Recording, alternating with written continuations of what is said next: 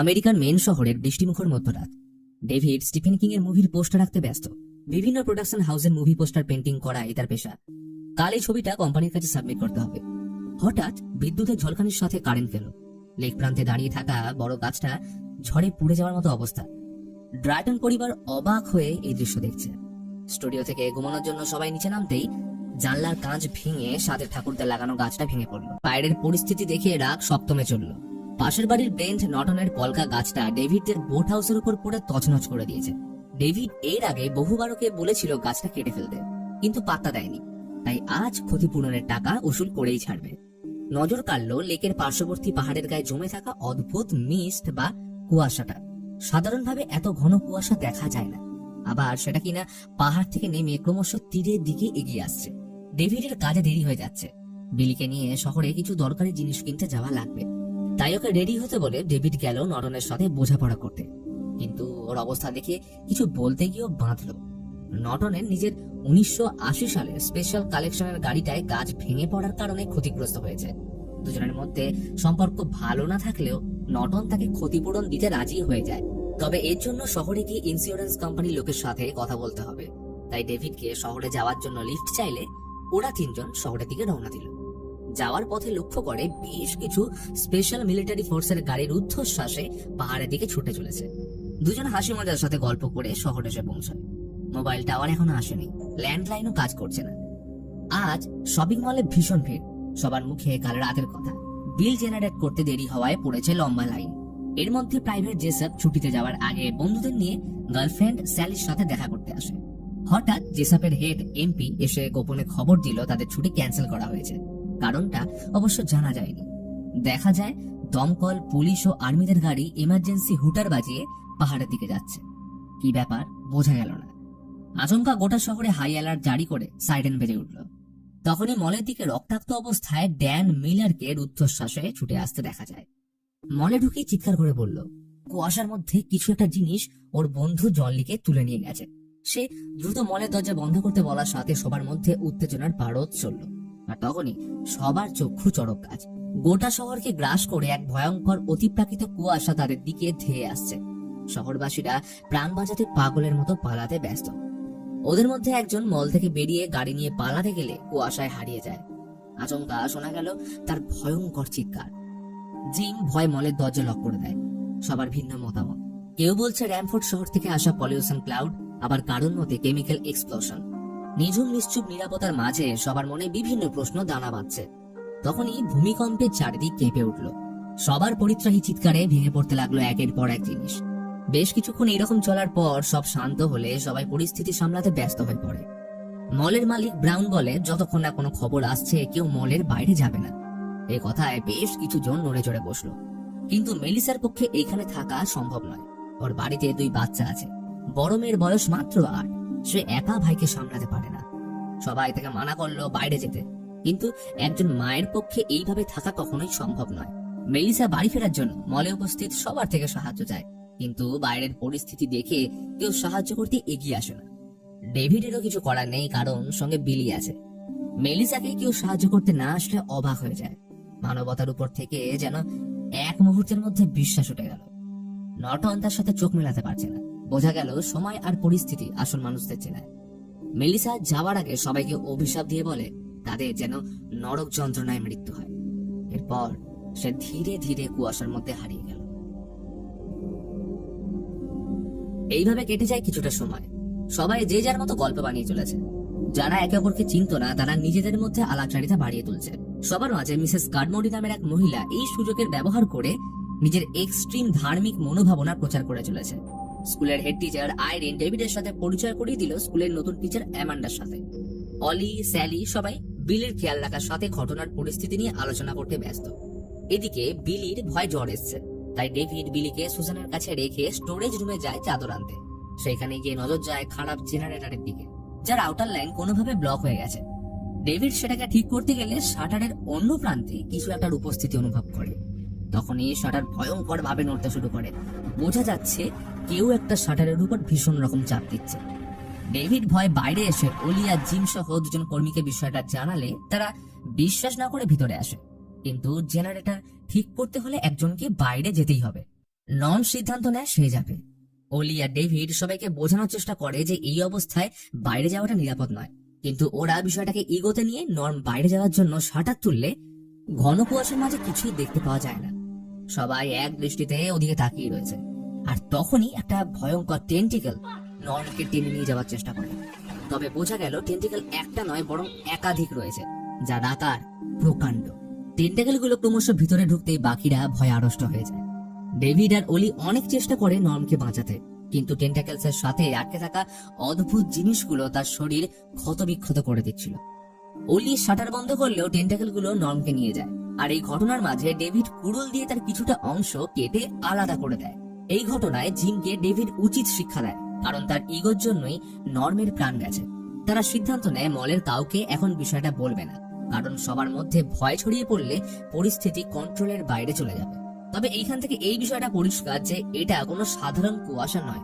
তবে উপস্থিত সবাইকে ভয়াবহতার গুরুত্ব বোঝানোর জন্য কিছু তো একটা করতে হবে, কারণ বাইরে যে অজানা ক্রিয়েচার রয়েছে তার কাছে লোহার জিনিস খেলনার মতো, আর মলের ফ্রন্ট এরিয়া পুরোটাই কাঁচে। ডেভিড সবার আগে নটনকে ডেকে সম্পূর্ণ বিষয়টা জানায়, কিন্তু সে এক বর্ণ বিশ্বাস না করে উল্টে তার উপর রেগে যায়, কারণ সে ভাবে ইন্স্যুরেন্সের টাকা নেওয়ার জন্য ডেভিড সবার সামনে নটনকে অপমান করতে চাইছে।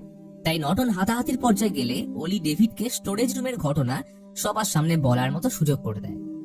মলে উপস্থিত বেশিরভাগ লোক তার কথায় বিশ্বাস না করলে ব্রাউন তাদের সাথে গিয়ে টেন্টাকেলস এর কাটা অংশটা সচক্ষে দেখলে ভয় খেয়ে হারিয়ে ফেলে। সেটাকে লাঠি দিয়ে স্পর্শ করতে লিকুইড হয়ে ছড়িয়ে যায়। অতঃপর ব্রাউন মলের সবার সামনে স্বীকার করে যে সত্যি বাইরে এমন কিছু একটা হচ্ছে যা মনুষ্য জ্ঞানের বাইরে। সময়ের সাথে সকলে মলের ফ্রন্ট এরিয়া বিভিন্ন গ্রসারি জিনিস দিয়ে কভার করতে শুরু করে। অন্যদিকে ভণ্ড কারমুডি ভাবছে ঈশ্বর পৃথিবীতে অন্তিম সময়ের সূচনা করে দিয়েছে। ধর্মের পথে যারা নেই তাদের সবাইকে ঈশ্বর সাজা দেবে। তাই সে প্রার্থনা করছে যে ঈশ্বর তাকে ক্ষমতা দিক তার বার্তা প্রেরণ করার, যাতে সে নিজেকে মসিহা বলে জাহির করতে পারে। আমান্ডা তার সাথে বন্ধুসুলভ আচরণ করলে সে আমান্ডাকে কথা শুনিয়ে চলে যায়। এদিকে নটন সবাইকে বলছে ডেভিডের কথায় বিশ্বাস না করতে, সে একদম প্র্যাকটিক্যাল চিন্তা ভাবনার মানুষ। এই কথার বিরোধিতা করলো কারমুডি, কারণ ঈশ্বরের সামনে কোনো শক্তি নাকি কাজ করে না, আর এখন শুধু সময়ের অপেক্ষা। কিন্তু এই ভণ্ড জানে না যে সবকিছু সময়ের উপরে ছাড়লেই হয়ে যায় না, কারণ সময় সবকিছু কখনোই ঠিক করে না, বরং সে মানুষটা কি সিদ্ধান্ত নিচ্ছে সেটার উপরেই সময়ের ফলাফল নির্ভর করে। তো কারমুডির মতে নিজেদের আত্মরক্ষার জন্য কিছু করার দরকার নেই, কারণ ঈশ্বর প্রত্যেকের পরীক্ষা নিচ্ছে, যারা তাকে মানে তারাই বাঁচবে। এমনকি পাপীদের যদি মৃত্যুও হয় বা ঈশ্বর তাদের বলিদান নেয়, তাহলে সেক্ষেত্রে এই নিয়মকেই মানতে হবে। যেমন আব্রাহাম ঈশ্বরের প্রতি তার প্রেম ব্যক্ত করার জন্য নিজের সন্তানকে স্যাক্রিফাইস করেছিল। অনেকে এই কথায় ব্যঙ্গ করলে সে বলে আজ রাতে যখন তারা পাপের শাস্তি পাবে তখনই সবাই মাদার কারমুডির কাছে আসবে মার্গদর্শনের জন্য। এই ভুলভাল কথা শুনে আমান্ডা তাকে কষিয়ে থাপ্পড় মারে। এইভাবে মলের মধ্যে বিভিন্ন চিন্তাধারার মানুষ নিজেদের মতো দল বানিয়ে পরিস্থিতি সামলানোর চেষ্টা করে যাচ্ছিল। আত্মরক্ষার জন্য অ্যামান্ডার কাছে লাইসেন্স বন্দুক ছিল, যেটা ওলি নিজের দায়িত্বে রাখলো, কারণ বন্দুক নিশানায় স্টেট চ্যাম্পিয়ন বলে কথা। এর মাঝে নটন কিছু লোকদের নিয়ে বাইরে রেস্কিউয়ের জন্য যেতে চায়, কারণ সে বাইবেল বা সুপার ন্যাচারাল কোনো জিনিসে বিশ্বাস করে না। বুঝিয়ে কাজ হচ্ছে না দেখে ডেভিড নটনকে একটাই শর্তে ছাড়তে রাজি হয়। তাদের মধ্যে কেউ একজন কোমরে 300 ফুটের দড়ি বেঁধে বাইরে যাবে, এতে কোনো প্রবলেম হলে তারা দ্রুত ফিরে আসতে বা সাহায্য করতে পারবে। এই প্রস্তাবে সম্মতি দিয়ে নটনের সাথে কয়েকজন বাইরে যেতে রাজি হয়। ওদের মধ্যে একজনের কাজ গাড়িতে রাখা শটগান নিয়ে আসা। সেই মতো দড়ি বেঁধে ওরা বাইরের কুয়াশায় হারিয়ে যায়। ডেভিডরা ভিতরে দড়ির এক প্রান্ত ধরে রইল। প্রথমে সবকিছু ঠিক থাকলেও আচমকা দড়িতে ভয়ানক টান পড়ে, যা 4 জনের পক্ষেও ধরে রাখা সম্ভব হচ্ছিল না। একসময় বিকট চিৎকারে দড়ি হালকা হয়ে গেল। সবাই টান দিলে দেখে পুরো দড়িতে জমাট রক্ত লেগে, আর দড়িতে বাঁধা সামনে পড়ে রয়েছে লোকটার 2 খণ্ড দেহ। এই দৃশ্য দেখে সবাই ভয়ে উত্তেজিত হয়ে পড়ে, কিন্তু এই সুযোগ ব্যবহার করে কারমুডি ঠিক নিজের ব্রেন ওয়াশিং চালিয়ে যাচ্ছিল। সন্ধ্যার দিকে সবাই মলের কিছু জায়গায় ব্যাটারি চালিত লাইট সেট করে, কারণ জেনারেটর নষ্ট হয়ে গেছে। সবার নজর এড়িয়ে প্রাইভেট জেসাপ স্যালির সাথে দেখা করে। সকালেও ভাবেনি তাদের জীবন কয়েক ঘন্টার মধ্যে এইভাবে চেঞ্জ হতে চলেছে। বাইরে অন্ধকার আর ভিতরে লাইট জ্বলছে দেখে মলের ফ্রন্ট এরিয়ার কাঁচের উপর অদ্ভুত ধরনের কিছু পোকা বসতে শুরু করে, যেগুলোর আকার বেশ বড়। ওরা অবাক হয়ে এই পোকাগুলো দেখতে থাকে। ডেভিড টর্চ দিয়ে বাইরেটা দেখার চেষ্টা করলে অবাক হয়ে যায় এই অপার্থিব দৃশ্য দেখে। তখন এই পোকাগুলো খেতে কিছু বিচিত্র ক্রিয়েচার আসলে সবাই ভয় পেয়ে যায়। ক্রিয়েচার গুলো পোকা ধরার কারণে কাঁচের উপর এসে বসলে চাপ বাড়ায় ফাটল ধরতে শুরু করে। ডেভিড বুদ্ধি করে সবাইকে লাইট অফ করতে বললে অনেক দেরি হয়ে যায়, কারণ একটা বিশালাকার মথ কাঁচ ভেঙে মলের ভিতর ঢুকে পড়লে শুরু হয় হুলুস্থুলু কাণ্ড। এই পোকাগুলো এতটাই বিষাক্ত ছিল যে স্যালিকে কামড়াতে ওর মুখ ভয়ঙ্কর ভাবে ফুলে তৎক্ষণাৎ মারা যায়। আমান্ডা কোন রকমে একটা ক্রিয়েচারকে আগুনে পুড়িয়ে মেরে ফেললে জো সেই পন্থা অবলম্বন করে আগুন জ্বালাতে গেলে তেলের ড্রাম উল্টে পড়ে যাওয়ায় তার গায়ে এবং মলের ভিতরের কিছু অংশে আগুন ধরে যায়। এর মাঝে একটা ক্রিয়েচার বিলিকে মারতে গেলে অলি অব্যর্থ নিশানায় সেটাকে শেষ করে দেয়। লক্ষণীয় বিষয়, এই পোকা কানমোডির গায়ে এসে বসলে ও শান্ত থাকায় পোকাটা কিছু না করে উড়ে যায়। অর্থাৎ এই পোকাগুলো মানুষের গতিবিধির কারণে তাদের প্রতি অ্যাট্রাক্ট হয়। ততক্ষণে পরিস্থিতি নিয়ন্ত্রণে আসলে সবাই নিজেকে সামলে ভাঙা কাঁচের অংশ কভার আপ করতে লেগে পড়ায় কানমোডি এই সুযোগের সদ্ব্যবহার করে। সে কিছু লোকদের বিশ্বাস করাতে সক্ষম হয় যে সে ঈশ্বরের দূত, অর্থাৎ মাসিহা। সময় আরো কিছুক্ষণ কেটেছে। মলের বাইরে পড়ে থাকা মৃতদেহের বাকি অংশ কুয়াশার ভিতরে কেউ টেনে নিয়ে গেছে। বিলি ঘুমের মধ্যে মাকে খুঁজছে। আমান্ডা মাথায় হাত বুলিয়ে তাকে শান্ত করলো। ওর নিজের জীবনে সম্পর্ক ভালো টেকেনি। স্বপ্ন ছিল খুব আদরে বাচ্চা মানুষ করবে, কিন্তু অপূর্ণ রয়ে গেছে সেই স্বপ্ন। জয়ের অবস্থা খুব একটা ভালো নয়। শরীরের অনেক অংশ পুড়ে গেছে, যন্ত্রণায় ছটফট করছে। এমন সুযোগ নেই যে হসপিটাল নিয়ে যাবে। যন্ত্রণা সহ্য করতে না পেরে ডেভিডের কাছে মৃত্যু কামনা করে তাকে মেরে ফেলতে বলে, কিন্তু এই অমানসিক কাজ সে করতে পারবে না। ওকে এখন সুস্থ রাখতে গেলে প্রাথমিকভাবে অ্যান্টিবায়োটিক আর পেন কিলার লাগবে, কিন্তু ওষুধের দোকানে যাবে কি করে? কিন্তু এটাও সত্যি যে একটা সময় সাহস করে কাউকে বেরোতে হবে, কারণ এদের পক্ষে কাঁচ ভেঙে ঢোকা কোনো ব্যাপারই নয়। কিন্তু সব ঘটনার মাঝে হার্টের প্রবলেমের কারণে ওষুধ না পেয়ে সবার অজান্তে সুজেন প্রাণ হারায়। তাকে চাদরে জড়িয়ে স্টোরেজ রুমে এনে রেখে ডেভিড ঠিক করলো সকাল হলে তারা প্রথমে পাশের ফার্মেসি থেকে দরকারি ওষুধ কালেক্ট করবে, কারণ এটা না হলে সুজেনের মতো জো মারা পড়বে। এবং ওষুধ আনার পর তারা সাউথের দিকে যাবে সাহায্যের জন্য। আমান্ডা বলে এই প্ল্যান ভীষণ রিস্কি, কারণ মিস্ট হয়তো আরো ছড়িয়ে পড়েছে।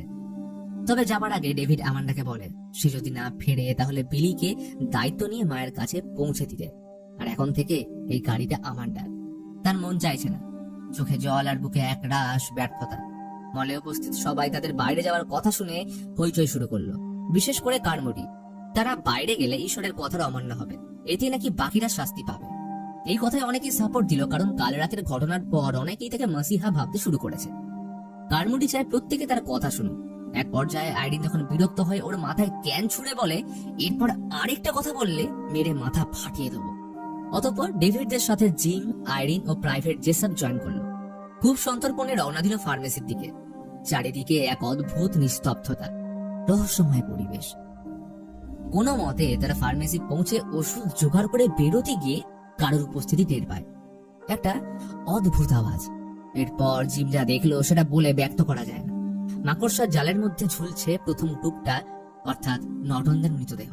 তারা মৃত্যুর আগে কিরূপ নরক যন্ত্রণা সহ্য করেছে তা দেখলেই বোঝা যায়। আচমকা জেসাবদের হেড এমপি মাকড়সার জাল থেকে জিমকে টেনে ধরে। ওর গোটা শরীরে বিশ্রী ঘায়ে ভরে গেছে, কাতর ভাবে সাহায্য চাইছে। এমপির শেষ কথা ছিল এটা আমাদের দোষ, সবকিছুই আমাদের জন্যই হয়েছে। তার মুখ ও শরীর ফেটে বেরিয়ে আসছে অসংখ্য ছোট ছোট মাকড়সা। জিম ভয় পালাতে গিয়ে ধরা খায় সে অদ্ভুতুরে মাকড়সা। তাদের জালে রয়েছে অ্যাসিড, যা লোহা পর্যন্ত গলিয়ে দেওয়ার ক্ষমতা রাখে। অলি সেটাকে মেরে ফেলতে অগুন্তি মাকড়সা বেরিয়ে আসতে থাকে। বিষধর জালের কিছু অংশ জোয়ের ভাই ববির পায়ে পড়তে মুহূর্তের মধ্যে জায়গাটা গলতে শুরু করে। এইসবের মাঝে এমপির গোটা শরীর ভেদ করে বেরিয়ে আসে অজস্র মাকড়সা। খন্ড হয়ে ছিড়িয়ে পড়লো তার শরীর। এই ভয়াবহ পরিস্থিতি থেকে সবাই পালিয়ে আসলো। মাইক মারা পড়ে। বেরোনোর সময় একটা প্রকাণ্ড মাকড়সা তাদের পথ আটকে দাঁড়ালে মিলার সেটাকে মেরে বাকিদের পালাতে সাহায্য করে। তবে ইতিমধ্যে ববি প্রাণ হারায়। সবাই কোনো মতে মৃত্যুর মুখ থেকে মলে ফিরে আসে। তাদের ফিরে আসার আনন্দ যেমন ছিল, তেমনই রয়েছে বাকিদের হারানোর কষ্ট। এই ঘটনার পর পরিস্থিতি আরো ভয়ঙ্কর হয়ে উঠল। কারমোডি তার আধিপত্য বিস্তার করে ফেলেছে। তার দল ভারী হয়েছে, সাথে ডেভিডদের অবাক করে জিম কারমোডির শরণাপন্ন হয়েছে। যারা এখনো নিজেদের উপর বিশ্বাস রেখেছে তাদেরকে কারমোডি কাফের বানিয়েছে। এদিকে জো মারা পড়েছে সেই বিষয়ে কিন্তু কারোর হুঁশ নেই। ববি ও মাইকের মৃত্যুর পর ডেভিড মল থেকে বেরোনোর সাহস হারিয়ে ফেলেছে। সে জেনে বুঝে কাউকে মৃত্যুর মুখে ঠেলতে পারবে না, কিন্তু এইভাবে চেষ্টা না করে মৃত্যুর জন্য অপেক্ষা করার কোনো মানেই হয় না। তাই সিদ্ধান্ত নিল প্রাইভেট জেসারদের গ্রুপের সাথে কথা বলার, কারণ এমপি মৃত্যুর আগে কিছুতে একটা বলছিল। তবে ধাক্কাটা এইখানেও অপেক্ষা করছিল, কারণ জেসাপের দুই বন্ধু লোডিং ডকে আত্মহনন করেছে। যেসব এই ঘটনায় ভীষণ ভয় পেয়ে যায়। এর মধ্যে জিম ডেভিডদের সেদিকে যেতে দেখে ফেললে জেসাপকে ধরে সর্বসমক্ষে নিয়ে আসে এবং এইখানে রিভিল হয় আসল রহস্য। আসলে মিলিটারি গ্রুপ পাহাড়ের উপর অ্যারোহেড নামের একটা গুপ্ত এলিয়েন প্রজেক্টের উপর কাজ করছিল। বিজ্ঞানীদের মতে পৃথিবীর বাইরে অন্য জগৎ বা ডাইমেনশন রয়েছে, তাই বিজ্ঞানীরা অন্য জগতে যাওয়ার বা নজর রাখার জন্য একটা পোর্টাল তৈরি করেছিল, যেটা কোনো কারণে বন্ধ করতে না পারায় অন্য জগতের জীব পৃথিবীতে চলে এসেছে। বিজ্ঞানী ডোনাল্ড এই প্রজেক্টের তত্ত্বাবধানে ছিলেন, কিন্তু তিনি এই পোর্টাল বন্ধ করতে না পেরে আত্মহনন করেছেন। এইগুলো তিনি মৃত্যুর আগে জেসাপকে বলে গেছিলেন, এছাড়া তার কোনো দোষ নেই। তবে এই সবকিছুর ঊর্ধ্বে গিয়ে কারমুডি বলে মানুষের চাঁদে যাওয়া, অস্ত্র ও নিউক্লিয়ার প্রজেক্ট আবিষ্কার করা এগুলো কাফেরদের কাজ। এই কারণেই ঈশ্বরের প্রকোপ তাদের উপর এসে পড়েছে, তাই এর উচিত শাস্তি হবে। জেসেপ হাত জোর করে প্রাণ ভিক্ষা চাইলে ডেভিডরা অনেক চেষ্টা করে তাকে বাঁচাতে, কিন্তু দল ভারী থাকায় তাদের সাথে পেরে না উঠলে একজন জেসেপের পেটে ছুরি ঢুকিয়ে কারমুডির আদেশে সবাই তাকে ধরে মলের বাইরে বের করে দেয়। জেসেপ শেষবারের মতো আর্জি জানায় ভিতরে আসতে দেবার, কিন্তু সেই অবকাশ পেল না। ওই অদ্ভুত ক্রিয়েচার তাকে মেরে ফেলে। বিপদে পড়লে নিজের স্বার্থ চরিতার্থ করার জন্য মানুষ মুহূর্তের মধ্যে কিভাবে নরকের কীটে পরিণত হয়, এই ঘটনা তার জলজ্জান্ত প্রমাণ। রাতে ঘুমানোর মাঝে বিলি ডেভিডকে বলে, বাবা তুমি আমায় এই মনস্টারদের মাঝে ছেড়ে যেও না, কথা দাও। ডেভিড তাকে কথা দিয়ে বুকে জড়িয়ে ধরে। জানে না এরপর কি হতে চলেছে, কিন্তু সে তার সর্বশক্তি দিয়ে তাকে রক্ষা করবে। ভোর হতেই ডেভিডরা প্ল্যান অনুযায়ী কিছু গ্রসারি জিনিস নিয়ে সন্তর্পণে মল থেকে বেরোনোর চেষ্টা করে। এই সময় বাকিরা ঘুমাচ্ছে, অসুবিধে হওয়ার কথা নয়, কিন্তু পথ আগলে দাঁড়ায় কারমুডি। সে এখন এই মলের মাসিহা। তার আদেশ ছাড়া কেউ খাবার তো দূরের কথা, এক পাও কোথাও নড়বে না। সে ডেভিডদের বাইরে যেতে দেবে না, কারণ এটা ঈশ্বর বিরুদ্ধ কাজ। সে ঈশ্বরের দূত এবং তার কথাই শেষ। তখনই বাকিরা এসে বিরোধিতা করতে শুরু করলে কারমুডি আদেশ দেয় আজ ঈশ্বরের সমক্ষে কাফের বিলিকে স্যাক্রিফাইস করতে হবে। এই কথায় সবাই তাকে ধরতে আসলে পরিস্থিতি বেগতিক হওয়ার আগেই অলি অভ্যর্থ নিশানায় কারমুডিকে গুলি করে হত্যা করে। তো কারমুডিকে মারতে সব উদ্ভট অন্ধবিশ্বাসের বেড়াজাল টপকে ডেভিড, বিলি, মায়রন, ব্রাউন, মিলার, অলি, আমান্ডা এবং আইরিন মলের বাইরে চলে আসে। তারা সবাই ডেভিডের গাড়ি অবধি পৌঁছলেও দুর্ভাগ্যবশত ভয়ঙ্কর ক্রিয়েচারদের শিকার হয় অলি এবং মায়রন। সাথে ব্রাউন ভয়ে মলে ঢুকে পড়ে। অলির দুখণ্ড শরীর থেকে ডেভিডের গাড়ির উপর এসে পড়া বন্দুকটা নিয়ে ওরা কোনো মতে ঘটনাস্থল থেকে বেরিয়ে আসে। মলে সবাই অবাক হয়ে ওদের দেখছে। গাড়ির ফুয়েল যতদূর তার থেকেও বেশি আশা নিয়ে ওরা অনির্দিষ্ট পথে পাড়ি দিল। যাওয়ার পথে পড়ল ডেভিডের বাড়ি। সেইখানে ঠিক বাগানের সামনে ঝুলছে স্ত্রীর দেহ। ঘুমন্ত বিলিকে জানতে না দিয়ে বুকে এক রাশ কষ্ট নিয়ে ডেভিড এগিয়ে চলল ঘন কুয়াশা ভেদ করে। নিঝুম নিশ্চুপ শহরে তারা যেন পৃথিবীর লাস্ট সার্ভাইভার। রাস্তায় অগন্তি মানুষ শিকার হয়েছে এই রহস্যময় কুয়াশার মধ্যে লুকিয়ে থাকা ক্রিয়েচারদের। কিছুটা রাস্তা আসার পর গাড়ি থেমে যায়। তারা ভয়ঙ্কর ভূমিকম্প অনুভব করছে। তবে পরক্ষণেই ভ্রান্তি কেটে গেল, কারণ ওরা যেটা দেখলো সেটা এর আগে কখনো কল্পনা করতে পারেনি। এক দৈত্যাকার অপার্থিব ক্রিয়েচার যার গঠন বর্ণনা করা হয়তো সম্ভব নয়, তার প্রতি পদক্ষেপে মাটি কেঁপে উঠছে। সত্যি কি আজ পৃথিবীর শেষ দিন? তাদের টপকে ক্রিয়েচার চলে গেলে ডেভিড গাড়ি স্টার্ট দিল। এরপর কেটে গেছে কয়েক ঘন্টা। গাড়ির ফুয়েলটাও শেষ। ভেবেছিল কুয়াশা কাটিয়ে হয়তো তারা বেরিয়ে আসবে, কিন্তু হলো কই? সবার মুখে একরাশ বেদনা। নিয়তি তাদের সামনে দাঁড়িয়ে। এখান থেকে পালানো আর সম্ভব নয়। দূর থেকে শোনা যাচ্ছে অদ্ভুত সব আওয়াজ। বুকের ভিতরটা ঠান্ডা অনুভব হচ্ছে। ডেভিডের হাতে রয়েছে অলির থেকে নেওয়া বন্দুকটা। সবার নারকীয় মৃত্যু দেখার পর মিলার বলে, ওদের হাতে নির্মম ভাবে মরাচ্ছে, নিজেকে আগে থাকতে শেষ করে দেওয়াই শ্রেয়। ডেভিড নির্বাক হয়ে ওদের দিকে তাকালে সবাই ঘাড় নেড়ে সম্মতি দিল, কিন্তু দুর্ভাগ্যবশত বন্দুকে রয়েছে 4টে গুলি। ডেভিড নিজে এই কঠিন পদক্ষেপ নিতে প্রস্তুত। নিজের জীবনের সব থেকে জঘন্যতম কাজ করতে চলেছে সে এখন। বিলি কিছু না বুঝে প্রশ্ন করার চেষ্টা করতেই গাড়ির মধ্যে শোনা গেল 4 বার গুলি চালানোর আওয়াজ। ডেভিড পাগলের মতো কান্নায় ভেঙে পড়ল। এই কষ্ট সহ্য করা নয়। নিজের হাতে 3টে ভালোবাসার মানুষ ও সাথে নিজের সন্তানকে মেরেছে। বিতশ্রদ্ধ হয়ে গাড়ি থেকে নেমে ডেভিড চিৎকার করে ক্রিয়েচারদের ডেকে মৃত্যুর জন্য প্রস্তুত হলো। এত বড় পাপের বোঝা নিয়ে কোনো মানুষের পক্ষে বেঁচে থাকা সম্ভব নয়। এখন অপেক্ষা শুধু মৃত্যু। কিন্তু জীবনের বাস্তব নিষ্ঠুরতা এখনো যে শেষ হয়নি, কারণ কুয়াশা কাটিয়ে বেরিয়ে আসে army tank, military force, rescue team সহ ট্রাক ভর্তি উদ্ধারকারীরা। যার মধ্যে রয়েছে মল থেকে বিনা কারো সাহায্য পেয়ে বেরিয়ে যাওয়া মেলিসা। তার সাথে দৃষ্টি মেলাতে পারল না ডেভিড। মনে পড়ে যায় মল থেকে বেরোনোর আগে তার দেওয়া অভিশাপ। আর্মিরা অ্যারোহেড প্রজেক্টের পোর্টাল বন্ধ করে সকল ক্রিয়েচারদের অন্য দুনিয়ায় পাঠিয়ে দিয়েছে। ডেভিড ভাবে সে যদি বাঁচার আশা নিয়ে গাড়ি থেকে নেমে সামান্য কিছুটা হেঁটে যেত তাহলে আজ সকলেই বেঁচে থাকত। শুধু দরকার ছিল হেরে যাওয়ার আগে একবার শেষ চেষ্টা। And this is called the power of hope, যেটা তারা হারিয়ে ফেলেছিল। ওই যে আগেই বলেছিলাম, সময় কখনো সব ঠিক করে দেয় না, বরং সময়ের প্রবাহে মানুষের নেওয়া সিদ্ধান্ত এবং কর্ম ভবিষ্যতের জীবনের পরিস্থিতি নির্ধারণ করে।